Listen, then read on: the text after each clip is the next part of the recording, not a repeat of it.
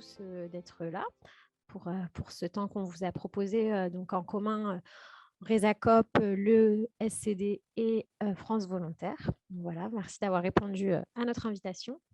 Donc, je m'appelle Marine Collas, je travaille chez Resacop et je suis chargée de mission autour des questions de jeunesse, de mobilité et de solidarité internationale. Et avant de passer la parole à mes collègues pour présenter vraiment le programme Territoire volontaire, je voulais vous parler juste en 2 mots de l'appel à projet que nous, on va lancer d'ici une quinzaine de jours sur Mind Changers. Donc, peut-être que certains d'entre vous connaissent déjà le projet Mind Changers. C'est le deuxième appel à projet qu'on va lancer. C'est un projet européen qu'on mène en coopération avec 5 autres régions en Europe. Et c'est un appel à projet qui est à destination des associations, mais aussi des collectivités territoriales. C'est pour ça que je vous en parle. Et c'est autour donc de l'engagement des jeunes en faveur des objectifs de développement durable. Donc, bien sûr, vous aurez tous les éléments au moment du lancement de l'appel à projet, mais on voulait vraiment en parler un petit peu parce que sur le premier appel à projet, on a soutenu uniquement des associations, 16 projets en tout. Et c'est important pour nous que les collectivités puissent aussi se saisir de cet appel à projet parce que ça rentre vraiment dans les objectifs que vous avez au niveau de vos territoires, donc autour des questions d'engagement de la jeunesse, des changements climatiques, des migrations et des objectifs de développement durable. Donc, si ça peut vous parler, vous intéresser, ma collègue a mis le lien de l'appel à projet de l'année dernière, qui va être... va y avoir quelques petites modifications pour cette édition, mais globalement, ça restera les mêmes objectifs. Et puis, si vous avez des questions, il ne faut pas hésiter à nous solliciter sur ce sujet-là. Voilà. Tu dis dans 2 semaines, Marine, et la date de soumission, la deadline de soumission des projets. La deadline, ça sera au 31 mai. D'accord, merci. On a décalé l'agenda, le calendrier par rapport au premier appel à projet, parce que l'année dernière, la sélection avait été faite en octobre pour que les projets commencent en novembre. Et ça avait été un peu court pour les structures pour réussir à mettre en place vraiment le projet sur un si court délai. Donc, l'objectif cette année, c'est vraiment d'annoncer à tous les lauréats mi-juillet et les projets commenceront toujours en novembre. Du coup, ça leur laissera un certain temps, plusieurs mois, aussi pour constituer un peu le groupe de jeunes, parce que c'est un projet dans lequel les jeunes doivent vraiment être au cœur de l'action. Ils ne peuvent pas être simplement des bénéficiaires, il faut aussi que ce soit eux qui fassent le projet. Je ne sais pas si vous avez d'autres questions. Je n'ai pas représenté Resacop, mais je suis partie du principe que tout le monde connaissait. Si jamais ce n'est pas le cas, n'hésitez pas à nous interpeller. Et puis sinon, peut-être qu'on peut commencer par un petit tour d'écran, si ça convient à tout le monde, pour qu'on sache un peu qui est là. Donc voilà, je me suis présentée. Je vais passer la parole à Jocelyne.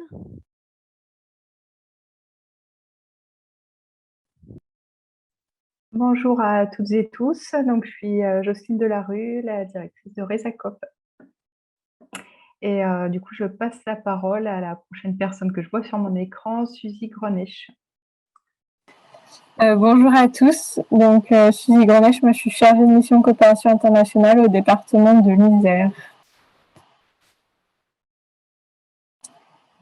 Et moi, je ne sais pas à qui passer la parole parce que je vois personne. Bon, je vais prendre la parole alors. Ouais. Bonjour à toutes et à tous. Elena Echen, responsable des relations internationales Ville de Vienne. En Isère, pas en Autriche.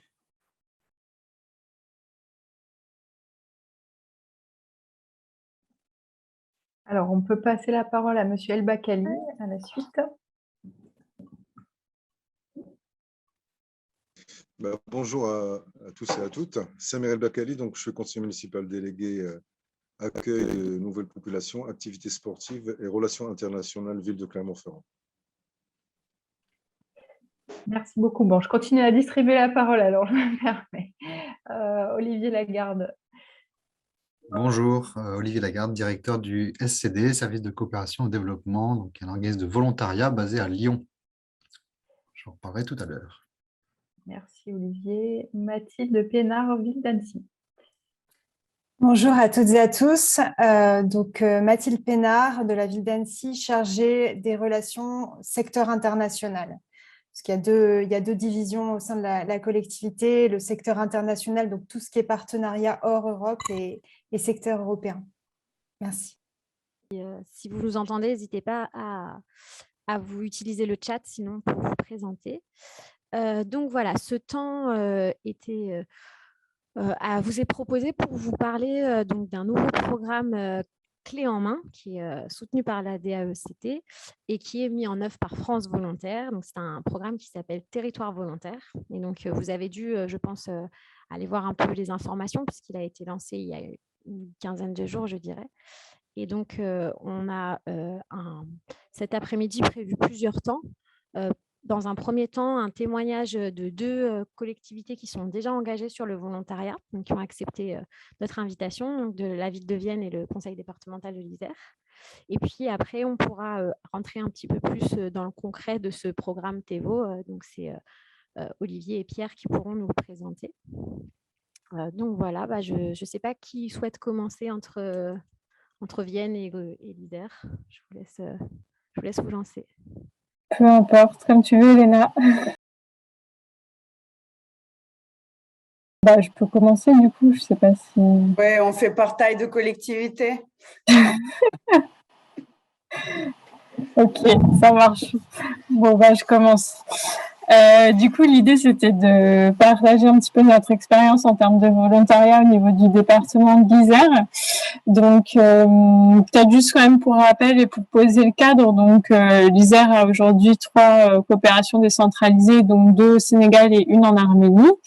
Et du coup, on a 2 volontaires de solidarité internationale positionnés sur nos 2 coopérations au Sénégal depuis à peu près 2013-2014. Donc voilà, ça fait un petit moment.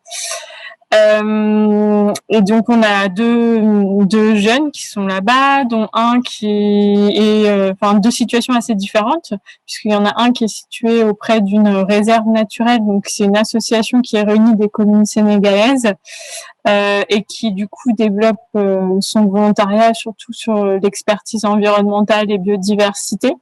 Donc voilà, c'est un spécialiste, on va dire, et une autre volontaire qui est positionnée auprès d'un département, le département de Kédougou, donc au sud-est du Sénégal, et elle est plutôt chargée d'appui à la coopération de façon transversale. Donc elle touche vraiment à des sujets très divers et plus sur les aspects de partenariat.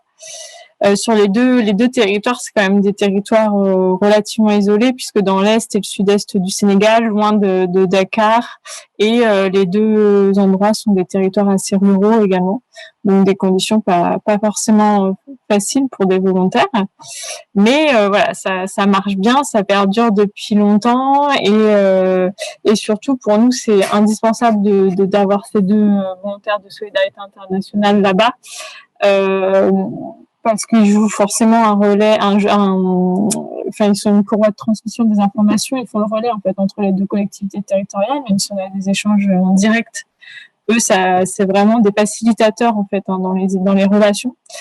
Et surtout aussi sur les questions d'interculturalité, ils apportent une lecture des habitudes, des process locaux, aussi des actualités auxquelles on n'a pas forcément accès ou pas forcément le temps d'aller les chercher nous depuis la France. Et surtout, nous, nos 2 volontaires, c'est vraiment des clés de compréhension des territoires parce que, on sait tous, si on va là-bas 1 semaine par an, c'est pas avec ça qu'on va avoir une lecture suffisante ou assez bonne du territoire pour bien suivre les projets et leur mise en œuvre. Voilà, et puis du coup, il y a des liens très forts qui se créent souvent avec la société civile, les institutions locales, et voilà, c'est des vrais appuis, notamment pour, par exemple, l'organisation de délégations là-bas ou ce genre de choses. Donc, globalement, ce système de VSI nous permet vraiment d'avoir une efficacité plus importante sur les projets et une meilleure qualité de projet, parce qu'on constate vraiment une co-construction des projets grâce au VSI, puisque justement il permet le lien vraiment entre les techniciens des 2 côtés. Et par exemple, notre chargée d'appui à coopération avec Kédougou, elle est en charge de monter les dossiers fonds conjoints, Et du coup, c'est le dispositif d'aide du ministère des Affaires étrangères pour le Sénégal. Et elle est vraiment, elle monte des réunions où on est tous ensemble et c'est elle qui gère le dispositif, mais qui nous permet de vraiment penser les actions ensemble et de faire ces demandes à la fois, enfin, des deux côtés auprès du ministère sénégalais et du ministère français. C'est aussi un gage pour nous vraiment d'un dynamisme au quotidien parce que c'est clair et net que sans les VSI, on aurait beaucoup moins de régularité dans le contact avec les partenaires là-bas. Donc c'est vraiment plus vivant et il y a plus d'échanges, plus de rencontres. Enfin voilà, c'est vraiment plus agréable et ça avance plus vite que sans le BSI. Et après, pourquoi aussi on avait choisi ce statut-là de VSI, c'est parce que ça apportait vraiment une souplesse en termes de gestion des ressources humaines, à la fois pour nous et à la fois là-bas. Parce que on connaît toutes les difficultés des collectivités territoriales à envoyer des agents à l'étranger, surtout pour travailler sur du long terme, ce serait vraiment compliqué. Je parle pour les collectivités françaises. Et là-bas, ça permet aussi un renfort.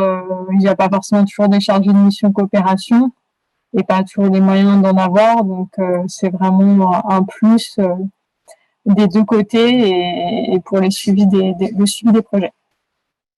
Et après, alors ça, j'en parlerai probablement pas aussi bien que ceux qui ont fait les VSI eux-mêmes, mais pour nous, c'est aussi important en tant que collectivité territoriale d'offrir la possibilité à des jeunes de s'acculturer, de toucher aux enjeux de la coopération internationale, de monter en compétences aussi, parce que voilà, on observe toujours des progressions. Alors nous, on a la chance, par exemple, d'avoir, en général, nos volontaires, ils restent 2 ans, voire là, on en a une qui est là depuis 4 ans, donc on voit vraiment la différence entre le début et maintenant.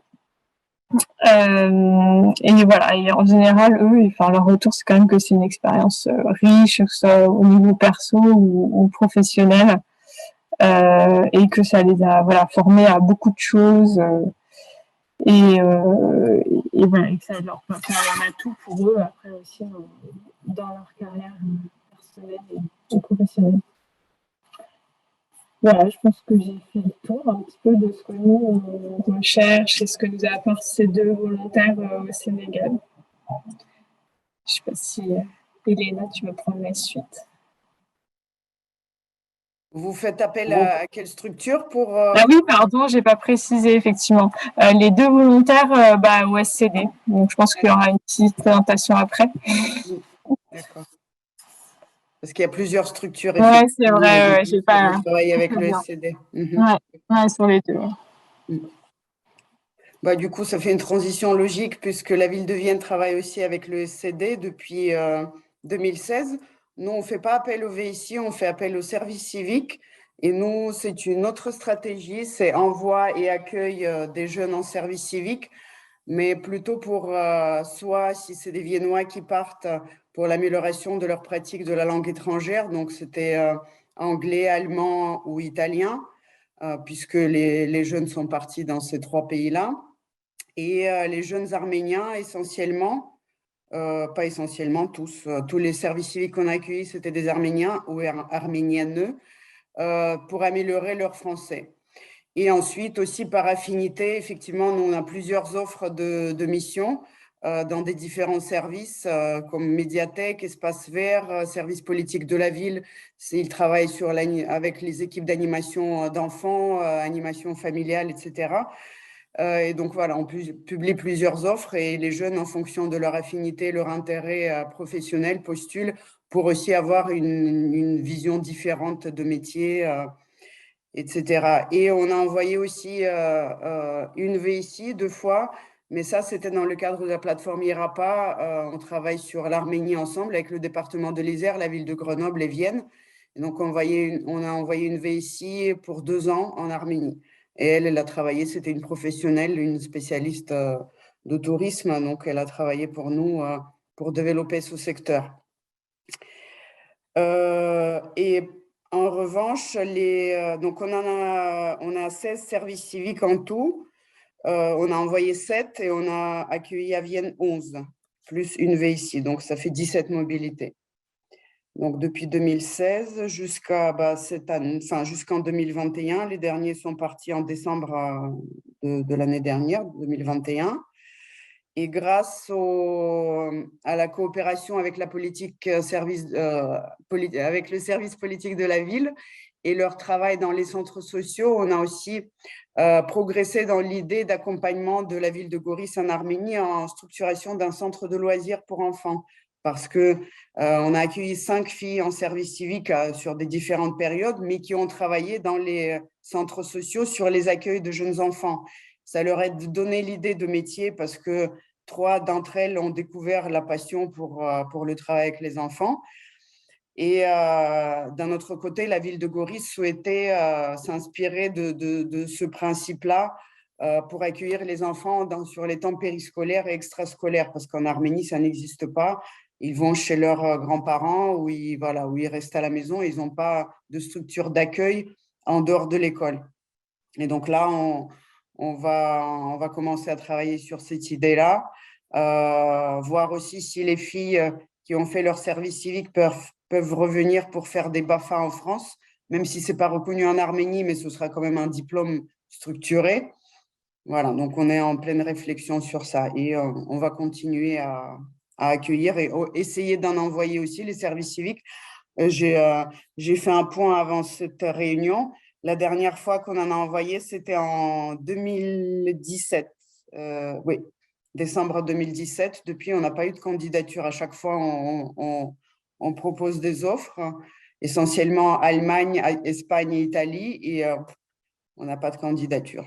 Donc, on remplit les forfaits avec de l'accueil. Voilà, donc je ne sais pas si vous avez des questions. En tout cas, les élus sont porteurs de cette expérience et de cette initiative. Donc, on va continuer dans les années à venir aussi d'en envoyer et d'en accueillir.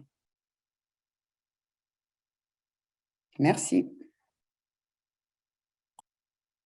Bonjour à tous et à toutes. Pierre Revel de France Volontaire. Je signale juste que j'ai réussi à me reconnecter, mais à partir de mon téléphone portable, semble-t-il. J'ai un souci de connexion avec l'ordinateur. Voilà. Merci Pierre. Est-ce qu'il y a des questions? N'hésitez pas à prendre la parole ou à lever le petit symbole. Moi, j'ai une question peut-être pour vous deux. Je me demandais en termes de profil des jeunes qui partent notamment, est-ce que c'est assez varié ou est-ce que il y a quand même un peu des prérequis pour réussir à passer le pas de s'engager, de partir à l'international?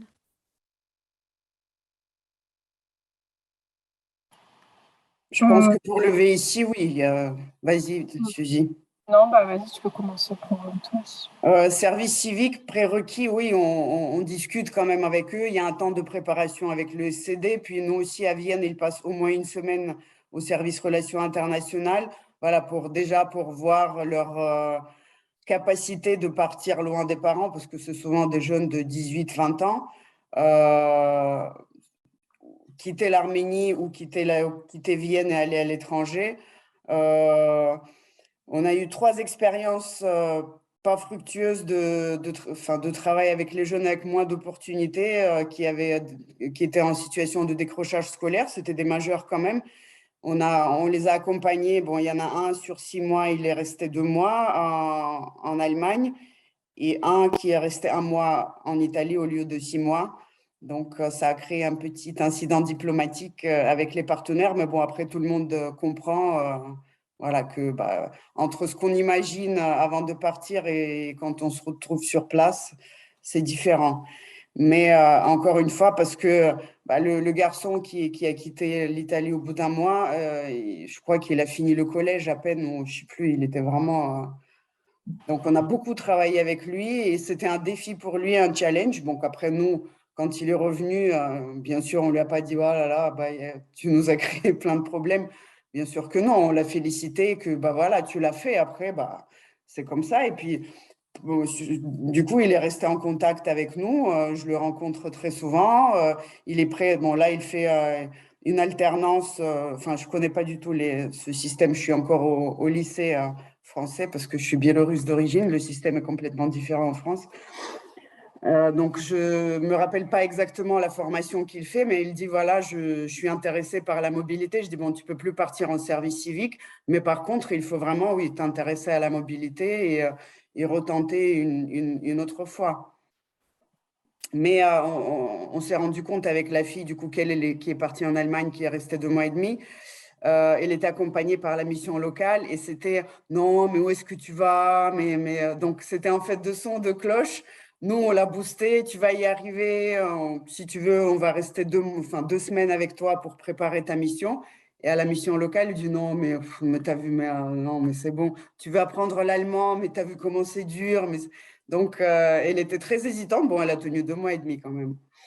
Voilà. Et sinon, prérequis, non. Pour les Arméniens, bon, ils arrivent déjà avec un très bon niveau de français qu'ils veulent encore améliorer.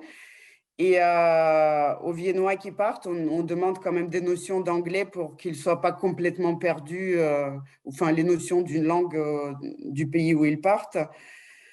Et puis être motivés, tout simplement, et rester en contact avec nous. Parce que de toute façon, les services civiques, on ne leur demande pas de diplôme. Voilà. Mais pour VSI, ouais, c'est différent. Ouais, sur les VSI, alors je revérifie parce que moi, je n'ai pas fait de recrutement récemment, mais a priori, effectivement, on exige un master et on évoque juste une préférence quant au master, qui soit en coopération internationale ou autre. Après, voilà, on n'est pas fermé. Mais les deux, en tout cas, ont un niveau master actuellement, chacun dans leur domaine, pour être là-bas. Mais ça n'empêche pas on a eu des difficultés à trouver. Il a fallu ajuster pour aller dans des zones comme ça, c'est pas toujours facile. Donc, il faut ajuster les fiches de poste, aussi les indemnités. Mais voilà, ça, on l'a fait en lien avec le SCD et ça a permis vraiment, maintenant, on a vraiment des super profils, avec des candidatures, il y a plusieurs candidatures, donc c'est pas mal. Ça se passe pas mal pour nous, les recrutements. Voilà. Merci. Vous voulez que je complète du coup peut-être là, Marine-Jocelyne, sur les témoignages? Oui, avec plaisir. Par rapport au rôle du SCD ou de tout acteur du volontariat sur l'accompagnement des parcours volontaires et les relations avec les partenaires, que ce soit des associations ou là, aujourd'hui, en l'occurrence, des collectivités. Donc, je vais compléter un petit peu ces témoignages. Merci beaucoup déjà, Suzy et Elena. Vous avez un peu parlé des liens avec les volontaires, parce qu'il y a cet aspect un peu, évidemment, montage technique, mais il y a aussi l'aspect très humain dans le fait d'intégrer du volontariat dans les pratiques des collectivités territoriales et de la coopération décentralisée. Voilà, ce sont des jeunes qui ont des parcours très divers. C'est très riche de les accompagner. Hein. Tu disais, Suzy, que tu voyais bien la différence entre la VSI qui est restée 4 ans entre le début et aujourd'hui. Donc voilà, il y a cette satisfaction pour une collectivité, un service, de voir monter en compétence un jeune dans son parcours professionnel et son parcours de vie. Et puis aussi, c'est des relations humaines, donc il peut y avoir des difficultés parfois dans l'accompagnement, des parcours plus heurtés, comme disait Elena aussi, sur les missions de volontariat. Donc en tous les cas, il y a cette composante-là à prendre en compte, hein, je pense, pour vous en tant qu'agent des collectivités, sur le fait d'accompagner un volontaire. Ce n'est pas tout à fait la même chose que d'accompagner un stagiaire, par exemple, français dans le cadre d'une collectivité ou autre type d'appui en ressources humaines. Voilà, ça a une certaine spécificité, le volontariat international, quand on l'intègre dans ses pratiques au sein d'une collectivité. Je pourrais revenir un petit peu tout à l'heure. Je vais du coup vous partager un diaporama, simplement donc pour présenter les grands éléments de ce qu'est le volontariat, le parcours volontaire, le rôle des associations agréées dans l'accompagnement et ce qu'on appelle l'intermédiation.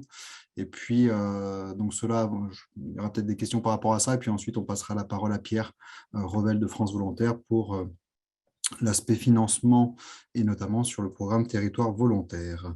Donc, pour me représenter simplement, donc moi, c'est Olivier Lagarde, je suis directeur du SCD. Je vous ai mis dans le chat aussi, parce qu'il n'y a pas que le SCD, évidemment, hein, mais je vous ai mis dans le chat tout ce qui est association agréée de volontariat, de VSI notamment par l'État. Est-ce que vous voyez mon PowerPoint ? Oui, c'est bon? Parce que je ne vous vois plus du coup. Oui, oui, très bien. OK. Moi, ce n'est pas en plein écran, par contre. Moi, c'est une petite slide. Hop, je vais le mettre en diaporama. Là, ça va Oui, mieux? nickel. Super. Donc, le SCD est un organisme de volontariat. Donc, nous, on gère 2 dispositifs essentiellement. C'est les 2 dont vous avez parlé, à savoir le service civique et le VSI.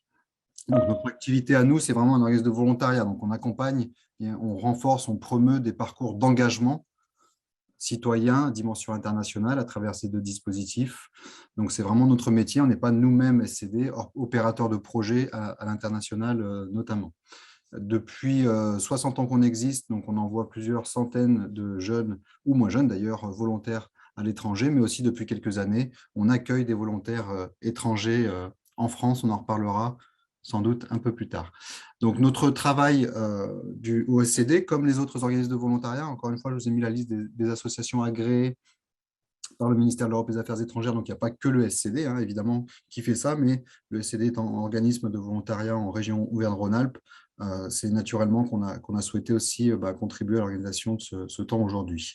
Donc, notre rôle hein, dans le cadre du volontariat, dans les coopérations, et notamment donc, les collectivités territoriales, c'est vraiment, vous en avez un peu parlé dans vos témoignages, mais d'accompagner sur le montage des missions, les agents des collectivités qui sont en charge du dossier, d'appuyer sur le recrutement des volontaires, et ensuite avoir tout un aspect de gestion. Tu parlais d'une certaine souplesse en gestion RH, Suzy, effectivement, dans le témoignage.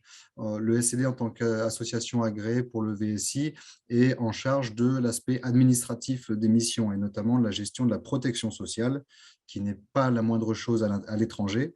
Donc, la gestion de la protection sociale des volontaires, c'est le fait des associations agréées. Et puis, on accompagne aussi, évidemment, les volontaires, une fois sur le terrain, en termes de suivi. On fait des bilans intermédiaires ou des bilans au retour, et on les accompagne également, ces volontaires, une fois qu'ils sont rentrés en France, ou en tout cas qu'ils ont terminé leur mission, pour valoriser leur expérience et travailler avec eux aussi sur la consolidation de leur expérience dans le cadre de la recherche d'emploi en France, puisque le volontariat n'est pas toujours très simple à transposer en termes de compétences opérationnelles sur la recherche d'emploi. Donc, vous voyez, ça fait quelques années qu'on travaille avec des collectivités territoriales, dont certaines sont présentes ici, mais il y en a d'autres et pas forcément que en Auvergne-Rhône-Alpes. Pour vous donner un peu une idée, ces dernières années, donc on avait des communautés d'agglomération comme la Sicoval, qui est la communauté d'agglomération de Toulouse, qui travaille actuellement avec nous en Guinée ou au Sénégal, et puis d'autres collectivités que je cite ici, mais je ne vais pas forcément détailler. Tout ça pour vous dire que pour le SCD, les collectivités territoriales représentent un pourcentage qui est assez faible finalement de l'activité, puisque nous, on travaille essentiellement avec des associations, des ONG, qui, elles aussi, utilisent les dispositifs services civiques ou VSI pour appuyer la mise en œuvre de leurs projets, que ce soit à l'étranger ou en France. Donc, à 80-85%, on travaille avec des associations, mais depuis quelques années et de plus en plus aussi avec des collectivités territoriales, puisque ça se développe pas mal, l'implication du volontariat dans les projets de coopération décentralisée notamment. Donc, il y a, en termes de nécessité pour les collectivités, sur le volontariat, on pourra en reparler dans les questions-réponses, mais on pose nous quelques jalons de réflexion pour les collectivités, parce qu'encore une fois, ce n'est pas quelque chose d'anodin de mettre en place des parcours de volontariat dans le cadre des pratiques des collectivités. Donc, il faut déjà voir, voilà, pour une collectivité, comment ça s'inscrit dans le plan d'action, disons, dans les enjeux, dans les stratégies de la collectivité, notamment si on parle de VSI sur la stratégie en termes de coopération décentralisée. Voir aussi si le projet est porté directement par la collectivité ou en lien avec une association du territoire, ce qui est possible également. Autant là, Ville de Vienne et Conseil départemental de l'Isère, on gère directement avec vous en tant que collectivité, mais sur le même territoire à Grenoble, par exemple, on a des exemples d'une association comme Tetractis qui envoie des VSI, par exemple, en Colombie, au Laos ou au Burkina Faso, dans le cadre de projets qui sont en lien avec les collectivités territoriales, mais nous, on traite directement avec l'association Tetractis. Donc, ça peut se faire directement ou indirectement. Et puis, évidemment, l'important dans tout ce travail-là d'identification des besoins, c'est vraiment la construction la réflexion autour des besoins la construction du projet, comment on l'élabore, comment on le finance, donc ça on va en parler un peu tout à l'heure, et en quoi surtout ça renforce les liens entre les territoires, entre les collectivités. Donc ça, on pourra en parler un peu en questions-réponses, hein. Évidemment, je ne vais pas trop détailler à ce niveau-là, mais simplement dire que il y a pas mal de façons de faire finalement. Déjà, entre là, les deux témoignages qu'on a eus, on voit que c'est deux stratégies différentes, hein. Tu parlais de stratégie, Elena, effectivement, ça peut être des stratégies différentes. Déjà, pour certaines collectivités, on ira plus sur le dispositif service civique parce qu'on est plus sur une stratégie de politique publique jeunesse, tout simplement, et c'est le dispositif qui correspond. D'autres collectivités iront plus sur l'aspect VSI, parce que ça correspond plus à la politique publique, développement international, coopération internationale, comme c'est le cas pour le conseil départemental. Et puis, ça peut se faire donc à travers soit les services RI, relations internationales, soit à travers les différents services aussi d'une collectivité. Puisque, par exemple, à la ville de Vienne, les jeunes qui arrivent ne sont pas forcément avec Elena au service de relations internationales, mais par exemple au service des espaces verts ou autres, si je ne me trompe pas. Mais en tous les cas, c'est aussi quelque chose de l'ordre du transversal au sein d'une collectivité que d'accueillir des volontaires ou d'en envoyer. Alors, pour les statuts, là aussi, je vais faire assez rapidement et puis vous laisser peut-être poser des questions s'il y en a. Donc, les deux principaux que l'on gère au SCD, dont il est question aujourd'hui, c'est le volontariat de solidarité internationale et le service civique. Donc, ce sont deux statuts bien différents. Le point commun, c'est que c'est du volontariat. Le volontariat, ce n'est ni du salariat, ni du bénévolat. C'est un statut qui est propre au volontariat, ce qu'on appelait avant le volontariat civil, et qui est régi par la loi de 2005 pour le VSI et la loi de 2010 pour le service civique. Donc le VSI, ça correspond vraiment à un dispositif de l'aide publique au développement, de la politique publique développement international de la France, alors que le service civique est un dispositif politique publique jeunesse. Donc on n'a pas les mêmes ministères en face qui nous agréent, qui nous octroient l'agrément pour ces statuts-là. Le VSI, donc on l'a dit un peu tout à l'heure dans les témoignages, hein, mais c'est vraiment alors c'est souvent des jeunes, mais pas forcément, il n'y a pas forcément de conditions d'âge. En tout état de cause, c'est plutôt des personnes qui sont dans un domaine de compétences, puisqu'il s'agit bien là d'un volontariat de compétences. C'est donc effectivement, comme c'était un peu dit tout à l'heure, il y a à regarder l'adéquation entre un niveau d'expérience, de diplôme et les compétences demandées par les partenaires pour l'appui au projet. Et c'est essentiellement des VSI, des personnes qui sont déployées en Amérique du Sud, en Afrique ou en Asie, bien que, on en reparlera peut-être tout à l'heure, le statut va s'ouvrir également à partir de 2022 à la réciprocité. C'est-à-dire que des collectivités territoriales françaises ou des associations françaises pourront désormais également accueillir des VSI. Et le service civique, alors lui, il est ouvert à la fois à l'accueil et à l'envoi depuis 2010, hein. Et c'est plus donc dans un esprit, on va dire, de recrutement par motivation, tout en vérifiant bien évidemment qu'il y a une adéquation quand même entre le parcours du jeune et les besoins de la mission. Mais c'est vraiment, on est plutôt dans ce qu'on appelle un volontariat de découverte et d'initiation. Donc qui correspond bien par exemple à des politiques d'une collectivité sur le jumelage, ou, comme pour la ville de Vienne par exemple, ça correspond assez bien effectivement. La différence entre statuts, c'est les durées d'engagement. On ne peut pas faire plus de 1 an pour un service civique, c'est entre 6 mois et 12 mois. Là où pour le VSI, à l'inverse, c'est un engagement de 1 an minimum et jusqu'à 6 ans maximum. C'est la durée maximale que peut faire un jeune en VSI. Après, le modèle de financement des dispositifs est quasiment le même pour les deux statuts. Voilà, il y a des modalités un peu différentes, mais globalement, l'État prend en charge à travers ces dispositifs de volontariat une partie de la couverture sociale et accompagne aussi, appuie les associations agréées pour réaliser tout le travail de gestion, d'aide au recrutement, etc., de formation. Donc, toute collectivité qui souhaite développer le volontariat à travers une association doit le faire à travers une association agréée. C'est évident à dire, mais il faut pouvoir s'y retrouver quand même parfois.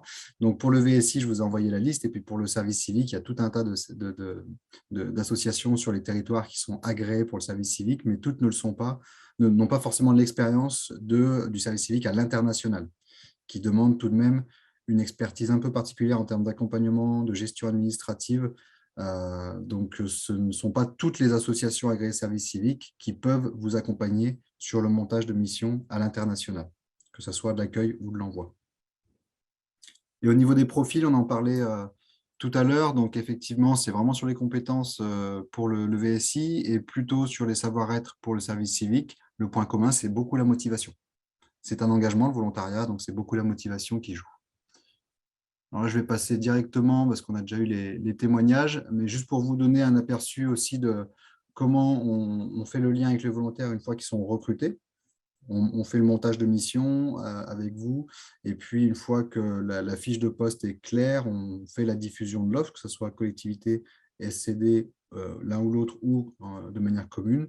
Et puis une fois que la personne est recrutée, il entre dans ce qu'on appelle le parcours du volontaire et bénéficie, comme vous le voyez sur la frise, de tout un parcours de formation, de suivi, d'accompagnement, que ce soit avant la mission, pendant la mission ou après la mission. Voilà, donc ça, c'est vraiment notre travail d'accompagnement. Et pour vous donner un exemple, enfin un panorama plutôt du profil, puisqu'on en parlait tout à l'heure du profil des volontaires, sur la colonne de gauche, vous voyez les VSI, en tout cas ceux du SCD, en moyenne, c'est 31 ans au départ. Donc, on est plutôt sur des personnes plutôt jeunes, mais avec déjà un peu d'expérience quand même, et qui partent en moyenne 21 mois, donc un peu moins de 2 ans. Ce n'est qu'une moyenne, hein, mais ça donne un petit peu voilà, la durée d'engagement nécessaire pour l'accomplissement d'un volontariat. Et c'est très féminin comme secteur, que ce soit sur le VSI ou le service civique. On a beaucoup plus de femmes qui partent que d'hommes. Pour le service civique, la moyenne d'âge est beaucoup plus faible, hein, évidemment, beaucoup moins élevée, pardon, puisque c'est un dispositif public de jeunesse, donc réservé aux personnes de 16 à 25 ans, mais sur l'international, en tout cas au SCD, on pratique plutôt une moyenne d'âge entre 20 ans et 25 ans, parce qu'il faut un petit peu d'expérience pour partir quand même. Mais en tout état de cause, la moyenne d'âge est de 22 ans et la durée d'engagement est plutôt de 9 mois, un peu plus courte, donc évidemment, beaucoup plus courte que les VSI, évidemment, puisqu'on n'est pas sur les mêmes durées de dispositifs. Voilà pour la présentation que je voulais vous faire des dispositifs avant de passer au programme territoire volontaire.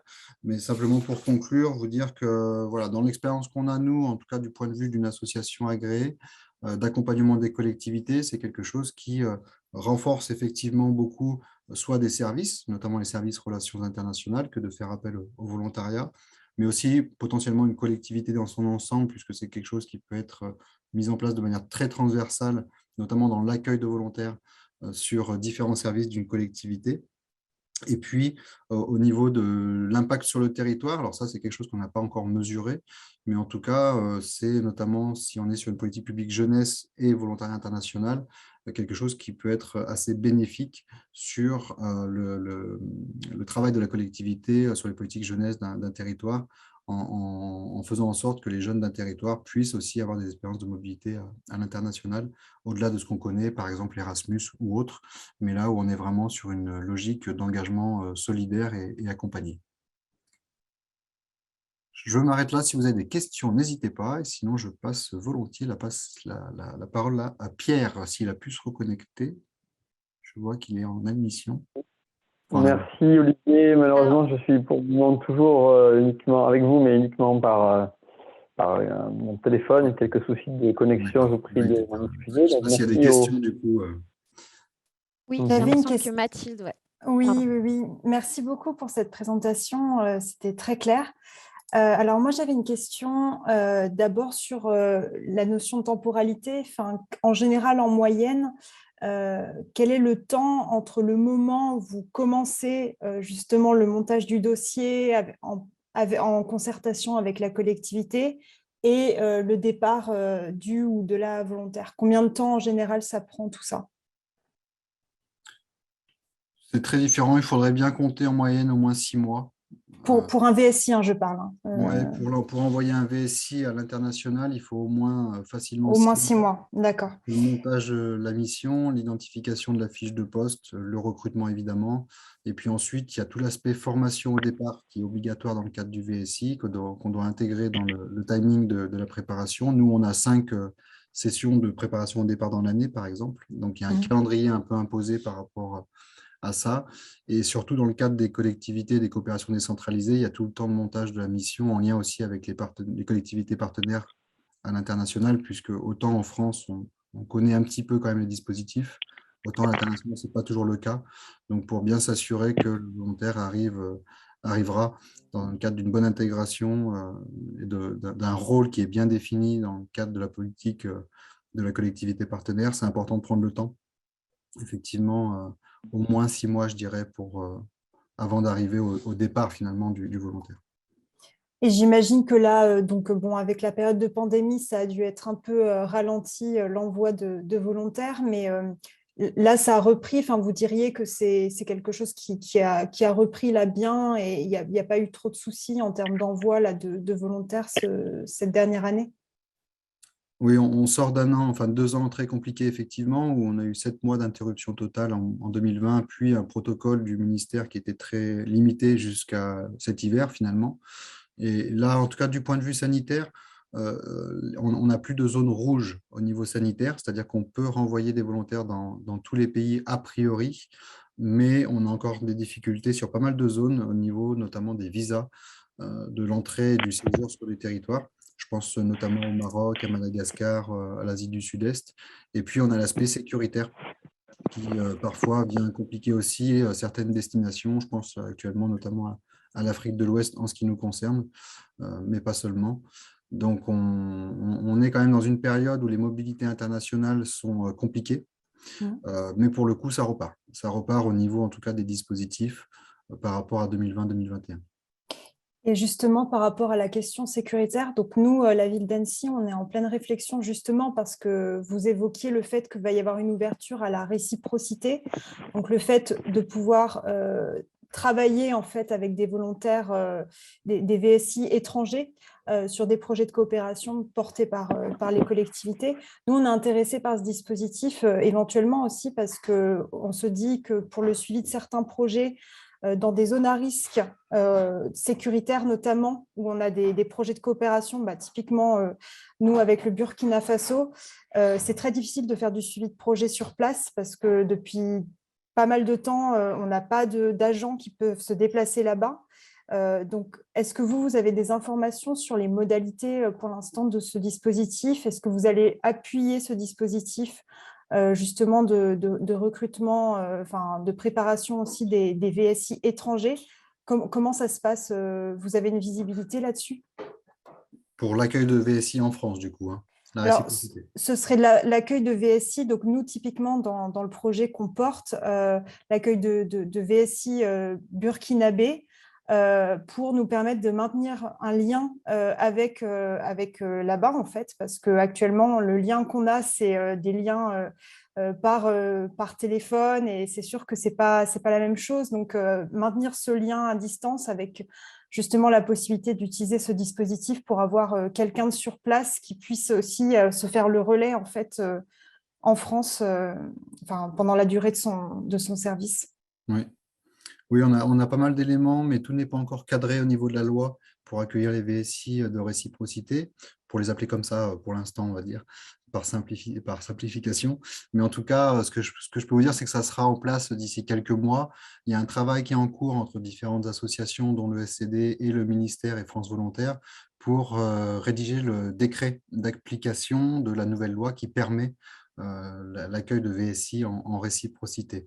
Ce travail-là, il est en train d'être finalisé, il va l'être certainement dans le courant du mois de mars, et après, il faudra attendre la déclaration au journal officiel pour qu'on puisse vraiment, nous, structure agréée, faire ce travail-là d'accueillir des VSI. Donc, je pense que ça pourrait être faisable dans le courant de l'année. Et les conditions seront les mêmes que le statut de VSI à l'international, tant du point de vue de l'aide de l'État que des questions d'accompagnement de parcours, formation, suivi, etc., mise en lien entre les partenaires. Et puis, il faudra qu'on affine les modalités plutôt de formation, notamment, parce que ce ne sera pas la même chose de former des volontaires français qui partent et donc qui sont déjà en France, que de former des volontaires étrangers qu'on ne verra pas peut-être avant qu'ils arrivent en France. Mais en tout état de cause, au niveau du SCD, on va effectivement, comme les autres organismes de volontariat, je pense, se mobiliser pour développer ce dispositif-là, en particulier à partir de cette année. Ouais. On prévoit d'en D'accord. monter nous-mêmes au SCD. Mhm. Puis après, au niveau des partenaires, quand il y aura de la demande, notamment en région Auvergne-Rhône-Alpes, on pourra accompagner effectivement. Il n'y aura pas de problématique particulière là, du fait des zones sécuritaires, évidemment, puisque le Burkina Faso, par exemple, pourra tout à fait envoyer des VSI en France et il y aura moins de problématiques sécuritaires, évidemment. Ouais, après, la question qui se pose, c'est aussi en termes de communication de ce dispositif vers nos partenaires étrangers. Enfin, en tout cas, on ne l'a pas encore évoqué, mais c'est vrai que je ne sais pas trop comment ça va se passer en termes de diffusion de cette information pour les partenaires, pour sensibiliser sur l'existence de ce dispositif qui est quand même très nouveau. Donc, mais merci en tout cas pour ces informations. Je resterai attentive Ouais, aux évolutions. tant qu'il n'est pas publié, de toute façon, on ne peut pas communiquer Bien officiellement sûr. dessus, effectivement. Et puis, ça se fera, je pense, beaucoup, mais Pierre en parlera peut-être à travers les espaces volontariat, c'est-à-dire les bureaux de France Volontaire qui, eux, sont présents dans les pays, en l'occurrence le Burkina Faso, par exemple. D'accord, merci beaucoup. Ouais. Il y a une main levée du côté d'Isabelle, mais je ne sais pas si c'est la même que depuis le début. Oui, je crois malheureusement qu'effectivement, Isabelle, je ne sais pas si elle nous entend, mais en tout cas, elle avait des problèmes de micro, c'est ce qu'elle nous a dit. Elle essayait de se reconnecter. Mais donc, je ne pense pas que ce soit une question. D'accord. S'il n'y a pas d'autres questions, on va pouvoir passer la parole à Pierre. Est-ce que c'est bon pour toi, Pierre? Oui, pour le moment, c'est bon. Voilà. Je vais oser la caméra, peut-être. Voilà. Juste soit déconnecter ton téléphone portable, soit l'ordinateur, parce que pour moi, ça C'est fait bon. Ouais. J'ai désactivé le son de ton téléphone portable. Ah, c'est bon. Voilà. On peut tout faire à distance. Ah, mais je l'ai coupé, donc je ne sais pas tenir. Je vais filer. Donc, voilà, donc merci, merci au témoignage donc, des collectivités, hein, d'Elena Echen et de Suzy donc, Ganesh du département de l'Isère. Merci également à Olivier donc, pour tous les éléments de précision concernant les différents dispositifs de volontariat. Marine, tu m'entends? Oui? Je partage ton... Et merci également donc, à Resacop pour l'organisation de cette réunion et le partage d'un petit PowerPoint de présentation de ce programme donc, Territoire volontaire. De ce programme donc, Territoire volontaire dont la coordination a été donc confiée par le ministère de l'Europe et des Affaires étrangères et en particulier sa délégation à l'action extérieure des collectivités territoriales à France Volontaire. France Volontaire étant donc un des opérateurs du ministère de l'Europe et des Affaires étrangères en charge donc de promouvoir, soutenir le développement du volontariat international avec les pays hors Europe et également donc et donc du coup plateforme nationale pour le volontariat international avec parmi nos membres notamment le SCD, voilà, ici présent. Alors là, c'est mon écran qui est... Est-ce que vous voyez le diaporama? Pierre, du coup, je te laisse me dire en fonction de C'est bon pour tout le monde. où tu en es, comment j'avance. Là, vous avez effectivement là, les principaux partenaires du programme Territoire volontaire, avec donc outre le ministère de l'Europe et des Affaires étrangères, le ministère de l'Éducation nationale et de la jeunesse, mais également donc l'agence du service civique et les différents réseaux, associations de collectivités. Donc, je pense que là, on peut passer à la diapo suivante qui présente les objectifs donc principaux de territoire volontaire. Donc, l'objectif général, l'objectif globaux, effectivement, accroître le nombre de volontaires internationaux mobilisés dans le cadre de jumelage, de coopération décentralisée, donc dans le cadre de l'action internationale des collectivités territoriales, et ce, en lien avec les objectifs de développement durable, objectif de 250 missions sur 2-3 ans, puisque le programme va fonctionner à travers 2 promotions de volontaires, des objectifs spécifiques liés aussi au renforcement et au soutien de nouvelles coopérations décentralisées au travers justement de la création de missions de volontariat qui permettent puisqu'il y a de l'envoi, mais aussi de l'accueil, de la réciprocité, de renforcer ou de développer de nouvelles coopérations, des échanges de savoir-faire. Le lien donc fort avec les ODD, je l'évoquais déjà à l'instant. Et puis, bien sûr, c'est aussi l'occasion d'échanges, parce que souvent ces volontaires sont jeunes, donc d'échanges entre collectivités de différents pays en matière donc, de jeunesse et d'engagement citoyen. Il s'agit d'un programme national, d'où effectivement un partage d'un certain nombre d'outils de communication et de connaissances valorisables à la fin, donc à la fin du programme. 250 missions, donc vous voyez là le détail envisagé, donc davantage de missions de service civique que de VSI, mais quand même un nombre substantiel de missions VSI, tant à l'envoi qu'à l'accueil. Objectif donc de 40 collectivités impliquées, dont la moitié au moins seront donc des collectivités plutôt qui n'ont pas l'habitude, disons, des dispositifs de volontariat internationaux. Alors c'est vrai que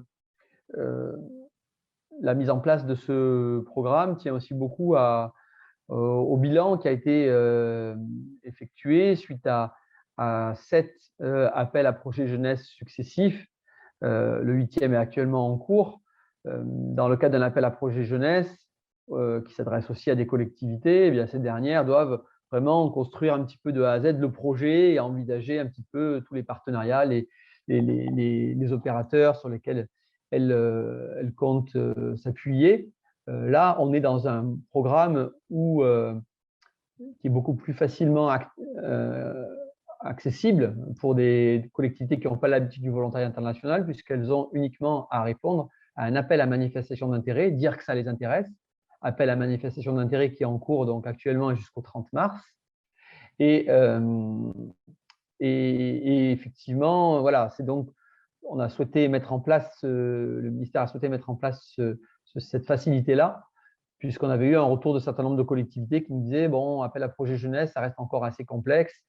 Donc, on a là un programme plus facile d'accès et je pense qu'on peut passer, s'il te plaît, Marine, à la diapo suivante, qui revient donc sur les collectivités visées par ce programme. Donc, bien sûr, celles qui n'ont pas eu d'expérience préalable en matière de volontariat international et même celles qui n'ont pas encore forcément de jumelage ou de coopération décentralisée active avec des pays hors Europe, puisque c'est une des spécificités de ce programme que de cibler les pays donc hors Europe.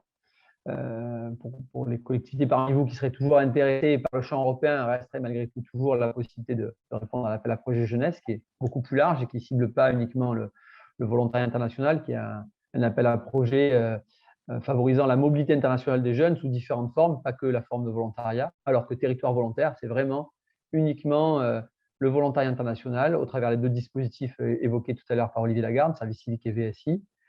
Et effectivement, voilà, cette facilité d'accès. Il y a néanmoins la possibilité pour des collectivités plus expérimentées de participer à ce programme dès lors qu'elles sont prêtes à jouer un rôle actif dans le partage de leur expertise, de leur expérience en matière de coopération décentralisée et volontariat avec d'autres collectivités. Et a fortiori, si elles arrivent aussi à attirer dans leur sillage d'autres collectivités appartenant à un même territoire, bon, on peut penser départements, communes ou intercommunalité notamment. Peut-être qu'on peut là aussi passer très rapidement sur la diapo suivante puisqu'elle évoque donc les 2 dispositifs au cœur de territoire volontaire. Comme ils ont déjà été présentés notamment par Olivier, donc on peut voilà, voir la diapo, mais donc tout de suite enchaîner après service civique international, envoi accueil, VSI, envoi et très bientôt aussi donc accueil sur revenir donc sur ce que propose le programme. Donc, j'ai mis l'accent sur la facilité de réponse à l'appel à manifestation d'intérêt pour la collectivité. Plus largement, c'est un accompagnement clé en main qui est proposé dans le cadre de ce programme pour la construction du projet, la construction des missions aussi de volontariat et leur mise en œuvre grâce à un opérateur expérimenté. Bon, évidemment, le SCD fait partie des opérateurs expérimentés, mais voilà, il y a un appel à manifestation d'intérêt spécifique aussi aux opérateurs qui a été lancé, qui s'est clôturé hier. Donc, on aura très bientôt une vision exacte un petit peu des voilà, des opérateurs qui pourront être mobilisés auprès des collectivités. Ça vaut en particulier pour des collectivités, pour des régions où voilà, où il n'y a pas d'opérateurs de VSI. Voilà, en Auvergne-Rhône-Alpes, vous avez la chance d'avoir effectivement, au travers notamment le SCD, un opérateur qui peut à la fois proposer la mise en œuvre de missions de service civique et également de VSI. Dans d'autres régions françaises, on a toujours des acteurs sur le service civique international, mais pas forcément des acteurs sur le VSI. Et il y aura la possibilité, je ferme là la parenthèse, de réaliser un certain nombre de consortiums pour les régions qui seraient dans ce cas de figure-là en particulier. Donc, ce que propose également le programme, outre cet accompagnement clairement des collectivités, c'est donc ce cadre un petit peu d'échange et de renforcement des capacités de production de connaissances. Je l'évoquais aussi un peu rapidement tout à l'heure, puisqu'il s'agit d'un programme national. Et enfin, donc, un soutien financier renforcé pour la réalisation des missions. C'est vrai que les dispositifs de volontariat, tant service civique que VSI, proposent en eux-mêmes, en quelque sorte, un certain nombre de prises en charge par l'État. Ça vaut notamment pour l'indemnité de service, pour l'indemnité et pour la couverture sociale, pour aller un peu vite sans rentrer trop dans les détails. Dans le cadre de ce programme, donc, il y a un appui supplémentaire apporté par le ministère et la DAECT, si bien que dans le cadre donc, du service civique international, il reste uniquement 27% à charge de la collectivité française, 31% un peu plus dans le cas de l'accueil de volontaires internationaux en service civique, la réciprocité. Et dans le cas du VSI, pour le moment uniquement à l'envoi, c'est uniquement 25% qui reste à charge de la collectivité territoriale française.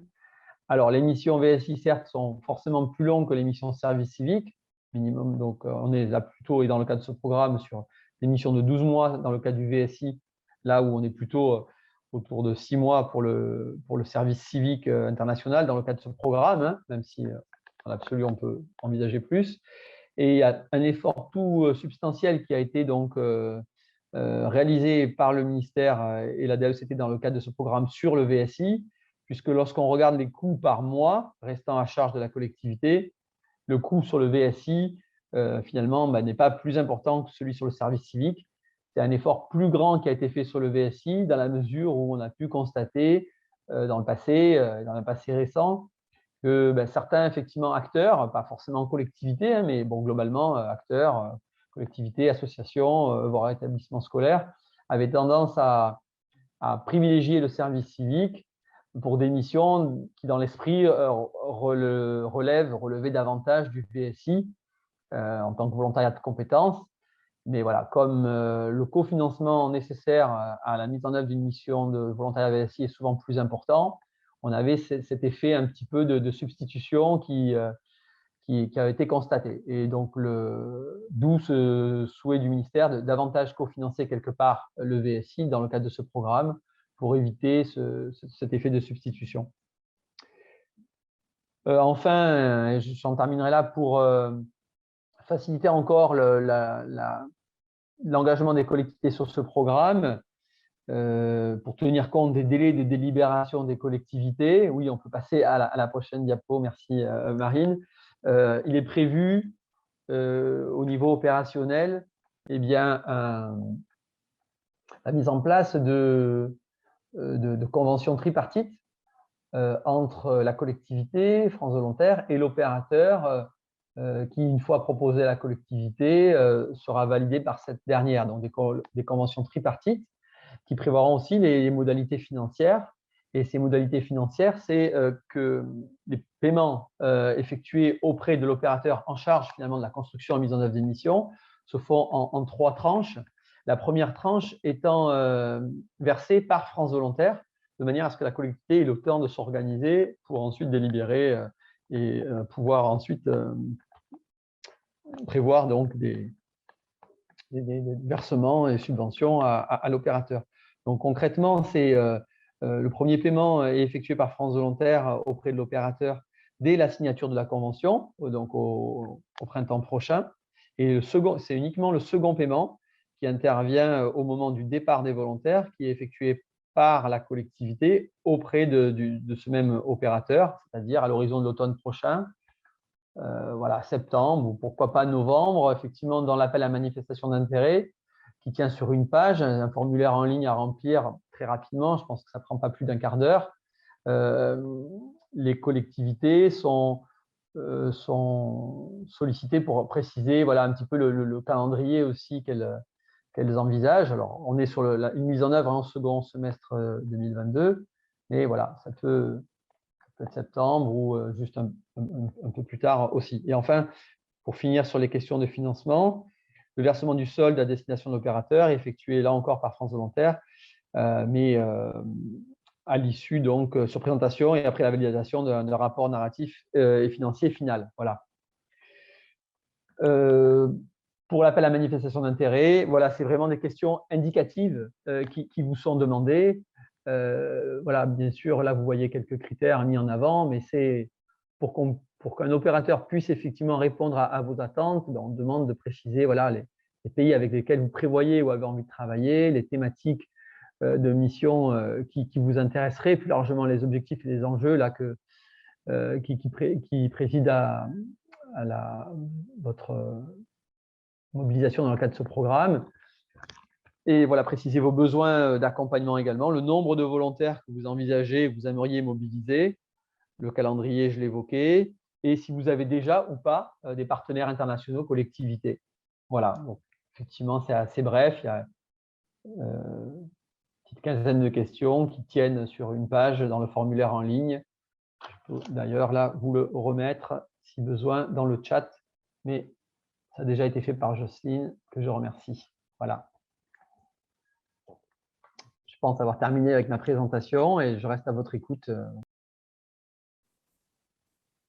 Est-ce qu'il y a des questions? Ne pas avoir perdu la connexion. Tu nous entends toujours? Oui, je vous entends toujours. Moi, j'ai une première question. Est-ce que merci à Marine pour la plus technique. Pas de souci. Est-ce que la présentation que tu viens de nous passer, on peut éventuellement l'ajouter sur notre site sur la page où on a mis les informations sur l'AMI, ou c'est plutôt quelque chose que tu veux garder en interne? Oui, je pense qu'on peut le remettre. Bon, peut-être qu'il faut rebaptiser. Là, c'est vrai que ce PowerPoint avait été utilisé lors d'une présentation auprès de l'ADF, mais voilà, c'est bien une présentation voilà, à jour du programme. Donc oui, il n'y a pas de souci, bien sûr. Merci. Est-ce qu'il y a d'autres questions suite à cette présentation par Pierre? Juste pour compléter, comme on est sur un aspect programme, ce qui est intéressant aussi, c'est que le programme Territoire volontaire prévoit dans les 2-3 ans de mise en œuvre qu'il y ait une capitalisation aussi sur les pratiques de l'engagement volontaire dans les collectivités ou dans les coopérations décentralisées. Donc, il y a toute cette simplification dont tu parlais, Pierre, effectivement. Il y a cet appui renforcé au niveau financier de l'État, mais il y a aussi cette ambition, je pense qu'au terme des 3 ans, de dégager un peu des bonnes pratiques, des savoirs en commun un peu sur le volontariat dans les coopérations, puisqu'on parle d'une cohorte quand même de 250 volontaires, donc ce qui n'est pas négligeable pour pouvoir en tirer des enseignements ensuite et développer ce lien entre volontariat et territoire. Tout à fait, c'est vrai que c'est le 3e grand intérêt de ce programme, cette dimension, cette dynamique, cette dimension collective et voilà, effectivement, développement de bonnes pratiques et d'outils utilisables par tous. Moi, j'avais juste aussi une petite question. Donc là, c'est un programme qui va durer sur 3 ans. Donc là, il y a un premier appel à manifestation d'intérêt pour cette année. L'année prochaine, il y en aura aussi un autre, j'imagine. Oui, c'est prévu effectivement également au printemps 2023 également un autre appel à manifestation d'intérêt en direction des collectivités, en effet. D'accord, merci. Ce sera également au printemps pour une période d'envoi de volontaires à l'automne 2023. D'après ce que j'ai compris, Pierre. Il y a 2 sessions de départ, quoi, en gros.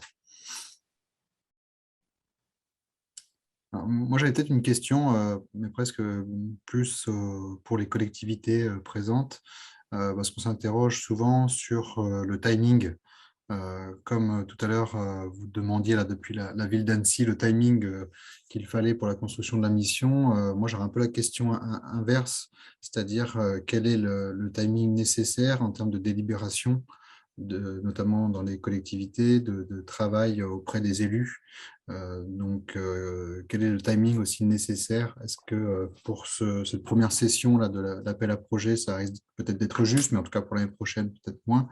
Mais voilà, demander un petit peu aussi comment vous travaillez ces questions-là, finalement, en termes de cadence entre le moment où vous avez l'ambition de mobiliser des volontaires et le moment où c'est acté par la collectivité. Ensuite, il faut aussi travailler le dossier avec vous, l'accréditation, l'obtention de la réponse de l'agence service civique qui parfois se laisse attendre pendant des mois. Donc, je pense que pour la première fois, si vraiment on s'engage dans le volontariat, il faut compter 1 an pour tout. Entre l'idée et le départ, il faut 1 an. Nous, maintenant, ça se fait rapidement et puis ça dépend aussi de la taille de la collectivité.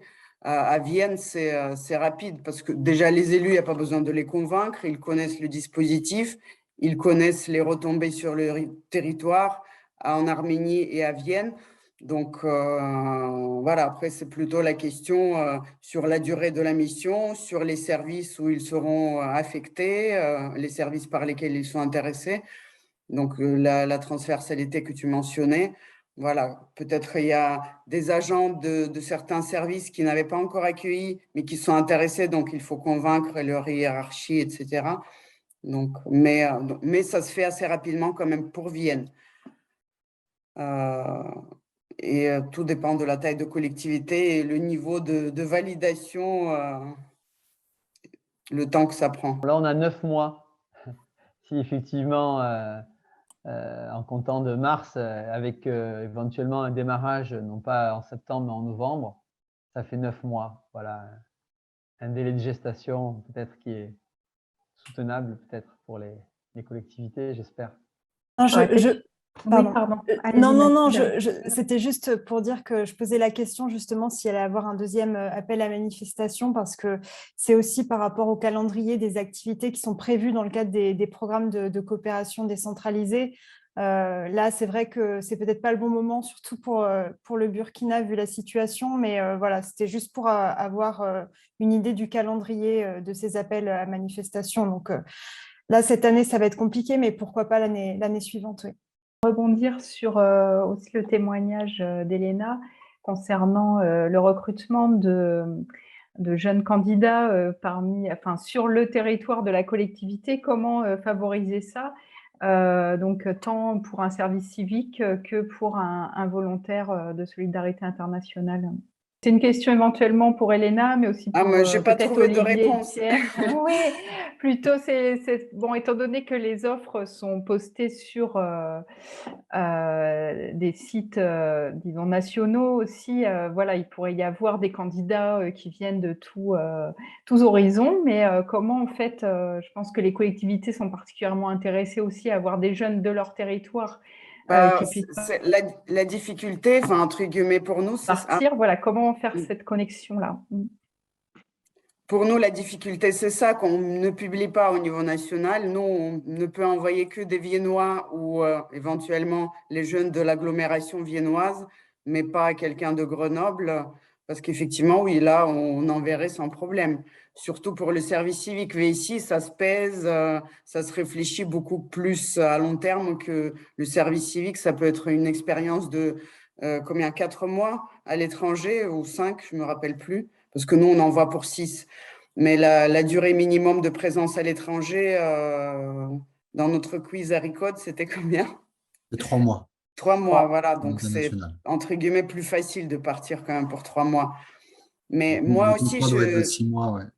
Comment je voulais absolument travailler avec les jeunes avec moins d'opportunités parce que ça faisait aussi projet éducatif du territoire à Vienne. Et même ça, c'est très compliqué. Parce que là, pour le coup, ils sont accompagnés par plusieurs structures, ils sont bichonnés, rassurés, et même là, on n'arrive pas à avoir des candidats.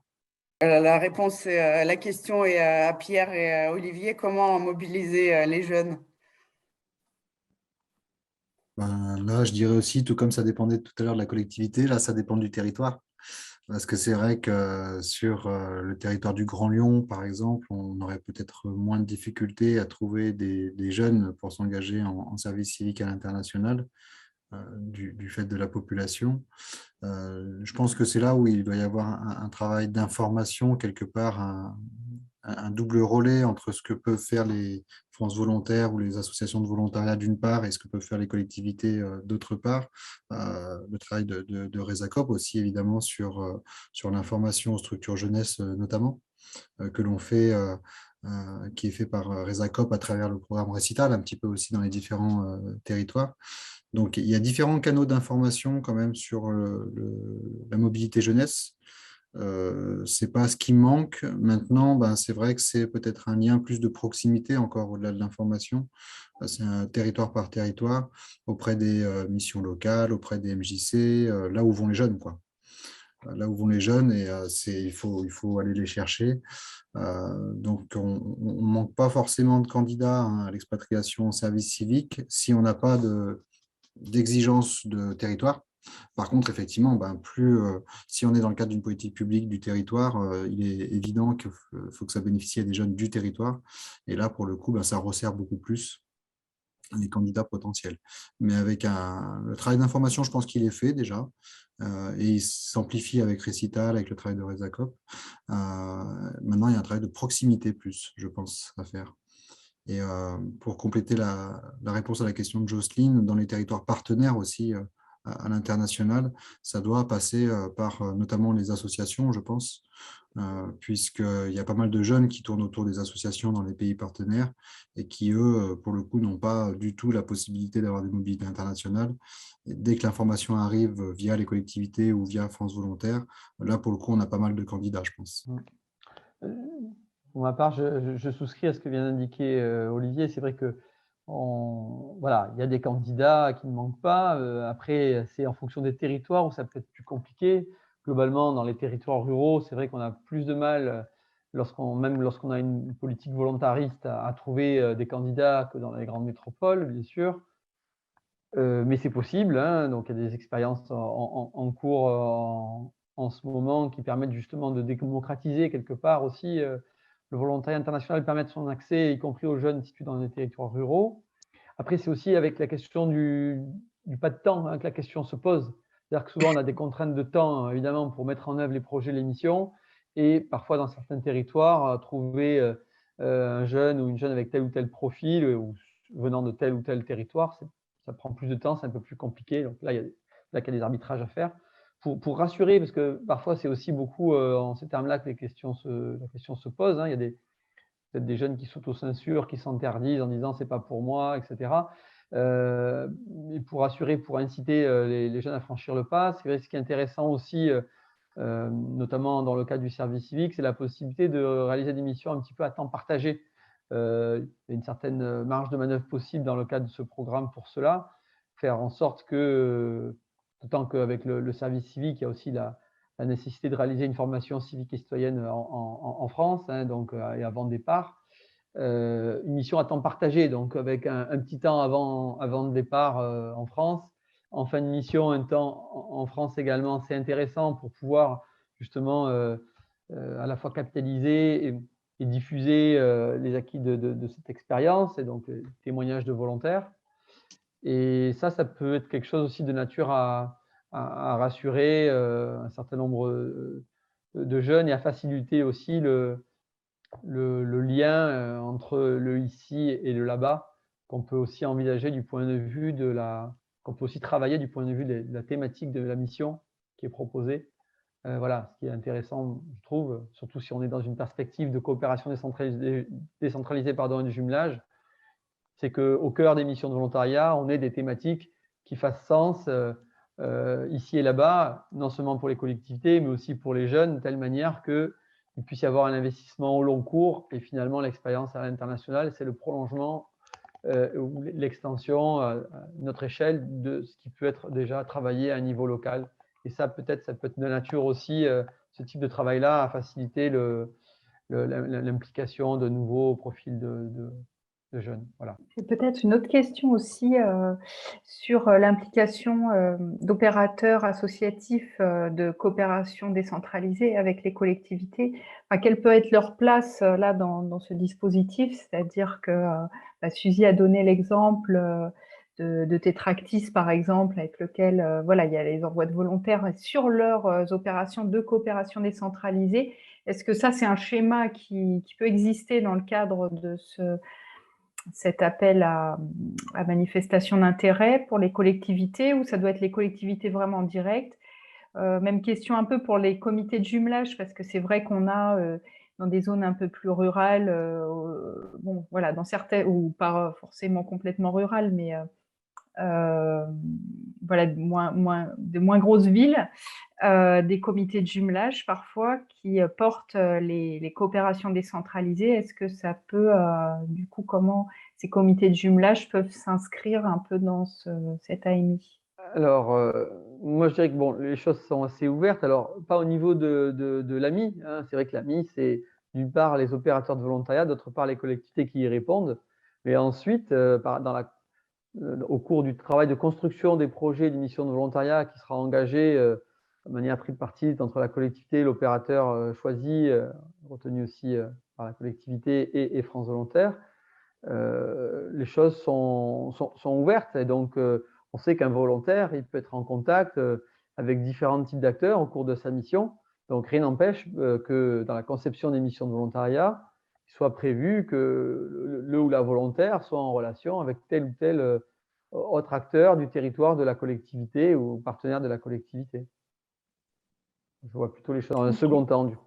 Pas au niveau de la réponse à l'AMI, mais dans un second temps, voilà, ça me semble tout à fait envisageable. Aussi, peut-être de la même manière, préciser, je ne l'ai pas dit tout à l'heure, c'est que Ah, pardon, je crois que non, juste de la même manière, comme l'indique l'appel à manifestation d'intérêt, une collectivité qui n'aurait pas forcément de partenaire, par exemple à l'international, et qui souhaite, voilà, par le truchement de cet appel à manifestation d'intérêt, commencer aussi ce travail-là d'internationalisation, c'est les opérateurs qui peuvent orienter vers des partenaires potentiellement aussi associatifs ou collectivités. Donc la réponse à l'appel à manifestation d'intérêt peut être aussi une réponse finalement à la recherche de partenaires. Et s'agissant des opérateurs, bon, on a une première réunion ce soir en interne pour débriefer un petit peu, voir quels sont finalement les opérateurs qui ont répondu à l'AMI, avant un comité de pilotage qui aura lieu prochainement avec le ministère. Et dans les critères de sélection, cette fois-ci des opérateurs, il y a notamment la capacité de l'opérateur à pouvoir répondre à des sollicitations de plusieurs collectivités. Donc, par rapport au profil des opérateurs qui seront choisis, retenus et proposés aux collectivités, c'est des opérateurs voilà, comme le SCD qui peuvent être en capacité de répondre à plusieurs sollicitations de collectivités. Moi, j'ai eu parfois des questions ces dernières semaines d'acteurs qui me disaient « je vais répondre à l'AMI opérateur », mais en fait, avec une idée de réponse à une demande d'une seule collectivité. Bon, ça, dans le cadre d'un programme national comme territoire volontaire, si on est dans cette optique-là, on ne va pas pouvoir sans doute être retenu pour l'AMI opérateur, parce que voilà, il faut être en capacité de pouvoir répondre à plusieurs sollicitations, parce que le nombre des opérateurs retenus au final au niveau national, il sera plutôt, pour donner un ordre de grandeur, autour d'une dizaine que d'une centaine, quoi. Voilà.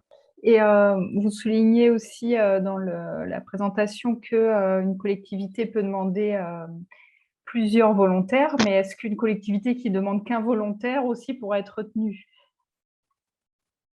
Est-ce que ça va être très compétitif pour les collectivités? Est-ce que voilà, il y avait pas mal de critères de sélection, mais je crois que vous êtes assez ouvert. Il n'y a pas de minimum, hein, vous l'avez vu, il n'y a pas de minimum fixé.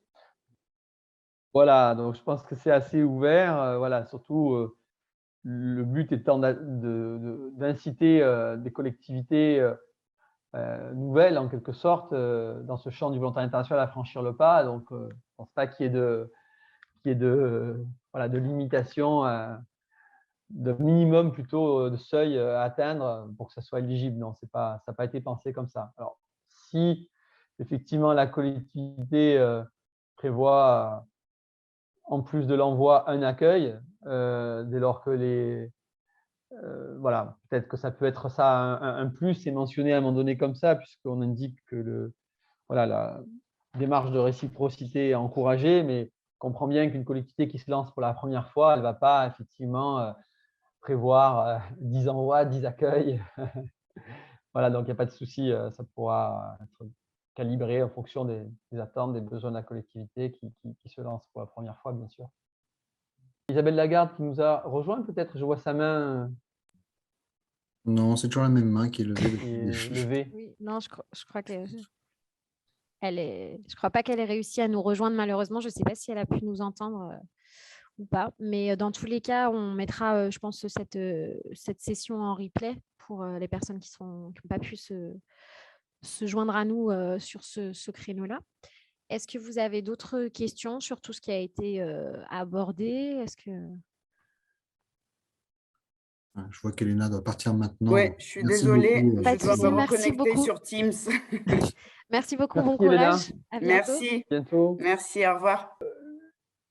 Le département donc, de l'Isère et la ville de Vienne, nous avions aujourd'hui avec nous la ville d'Annecy et également un élu de Clermont-Ferrand, c'est bien cela? Oui, c'est bien ça. Voilà. Est-ce qu'on a Isabelle eu Lagarde de Lyon, de la métropole de Lyon aussi, qui devait nous écouter, je pense. Oui. Sainte-Égrève aussi, peut-être? Non, elle n'est pas connectée. Elle n'a pas été connectée, donc je ne sais pas si elle a eu un empêchement finalement, mais on lui enverra de toute façon bien le lien pour qu'elle ait toutes les informations. J'imagine que c'est qu'elle était intéressée par le dispositif. Et pareil pour la CLUSA, du coup, je suppose. C'est ça. La CLUSA, il y avait quelqu'un du comité de jumelage, en fait, mais qui après nous a quittés en cours de route. D'accord. Donc pareil, on renverra à tous les inscrits le lien vers le replay, comme ça. Très bien. S'il n'y a pas forcément d'autres questions ou commentaires, on va peut-être pouvoir clôturer. Merci beaucoup en tout cas pour ces présentations qui étaient très très claires et très intéressantes. J'espère que les participants ont pu avoir les réponses à leurs questions. Puis merci pour votre mobilisation. N'hésitez pas, n'attendez pas le deuxième ami dès le premier. Je pense que c'est largement accessible. Et pour ma part, je vais rejoindre une réunion justement pour faire le point sur les opérateurs qui ont répondu à l'ANI, opérateurs de territoire volontaire. Donc, je vous dis à très vite et on pourra échanger ensemble à nouveau dans les prochains jours. Marine, Jocelyne, Olivier. Voilà. Merci beaucoup. Merci à vous également. Merci beaucoup. Et puis à Suzy pour le témoignage. Merci beaucoup. Merci à tous. Merci et bonne journée à vous. Bonne journée, monsieur. À bientôt. Bonne journée. Merci, au revoir.